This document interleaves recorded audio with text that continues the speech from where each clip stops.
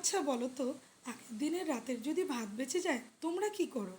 আমি কি করি সেটাই তোমাদের সাথে শেয়ার করব। দেখতেই পেলে ভাত রয়েছে আগের দিনের রাতের। আর এখানে ডুমো ডুমো করে কেটে নিয়েছি আমি পেঁয়াজ।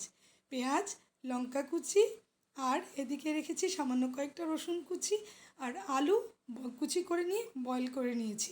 আর লাগছে ম্যাগি মশলা, যেগুলো পাউচ পাওয়া যায় সেটা দিয়েই হয়ে যাবে। আর নিয়েছি দুটো ডিম। এটা দিয়ে আমার আজকে দুর্দান্ত রেসিপি আমি রান্না করে তোমাদের সামনে দেখাবো।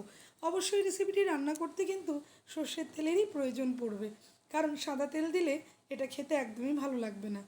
তো কড়াইটা যেহেতু বসিয়ে দিয়েছি, তেলও দিয়ে দিয়েছি, তাই তেল গরম হয়ে এলেই একে একে আমি যে কেটে রেখেছিলাম পেঁয়াজ, কাঁচা লঙ্কা, রসুন, এগুলো আর সম্পূর্ণগুলো সবটাই মিশিয়ে দেব। এবং তার পরবর্তীতে এটা হয়ে গেলে সামান্য লাল লাল যখন পেঁয়াজটা হয়ে আসবে, তখন তার মধ্যে আমি যে কেটে রাখা আলুগুলো ছিল সেটাও একে একে অ্যাড করে দেব। তারপর সামান্য নাড়াচাড়া করে তার মধ্যে হলুদ লবণ দেব। খুব বেশি কিন্তু মশলা এর মধ্যে লাগছে না, একদমই সিম্পল আইটেম। তোমরা যে কেউ বানিয়ে ফেলতে পারবে, যারা রান্না করতেও পারে না তারাও কিন্তু অনায়াসে এই আইটেমটি বানিয়ে ফেলতে পারবে।